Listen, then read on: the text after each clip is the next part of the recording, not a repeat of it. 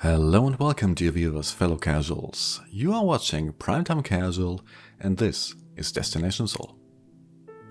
Today's video may not seem like much, but this system really is something special, for me personally and on a grander scale as well. The Specular system, home to a binary pair of water worlds. They are a bit too far away to really produce a double sunrise, but you can imagine what it would look like flying from the horizon of one world and into the sunrise of the other and taking in the spectacular polar sun once more. But you have to look a bit closer to see just how rare this binary is. The two water worlds are almost exact copies of each other, down to the smallest details. Surface gravity is within 0.01 g. Radius within 20 kilometers, Earth masses within 0.01, and even surface temperature just has a 3 Kelvin difference. And on another level, let's take a look at the system map and pay attention to a few more details.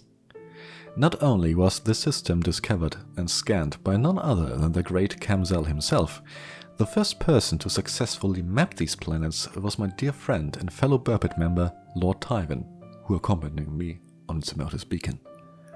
You see, it is things like this, reading familiar names on the system map at the dead end of the galaxy in the middle of quite literally nowhere and nothing, that brings a smile to an explorer's face. If you want more answers to what makes explorers tick, stay tuned in for the Q&A session after the slideshow.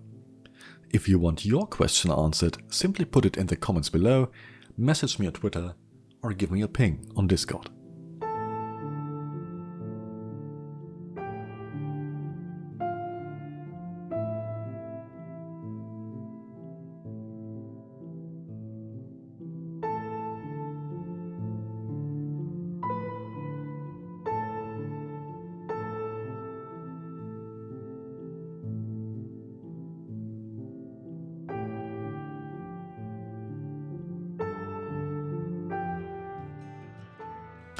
Commander Corvus Corax Nevermore wants to know, will you sell your exploration data in Federal or Imperial space? Well, the answer is neither. I will sell it in a system that is under control of the Burpit player-miner faction, which means it will be almost certainly be an independent system. This means missing the opportunity to skip quite a few ranks towards my Corvette, but helping out the Burpit takes priority. Speaking of the Burpit, Commander Burr asks, I know you like exploring, but what do you actually miss about the bubble? Hitting you in the Condor mostly. And SRV restocking.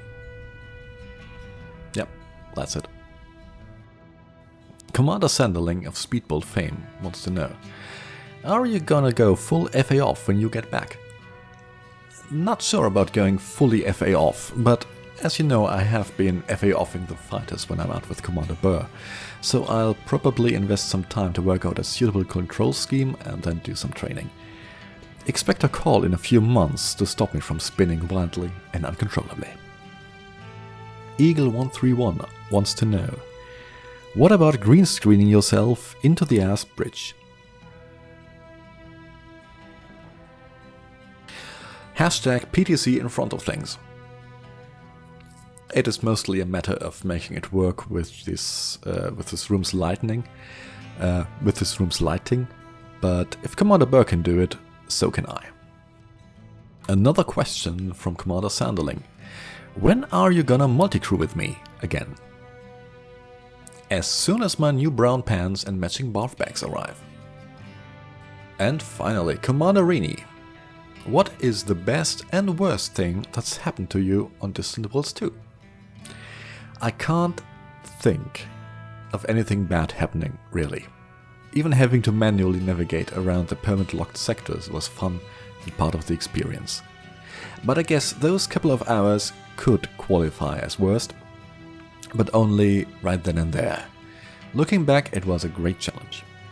And there are so many best moments to choose from, it would be unfair to single out, well, a single moment. From the Burped farewell party when we launched, our filming sessions near all the singularities in neutron stars, organizing Distant Bowl, the group trip to Goliath's Rest, arriving at Beagle Point, the days on Samotis Beacon, meeting Tato Chip out in the black. There really is no single best thing that happened. It may sound cliché, but it really was and still is all about the journey.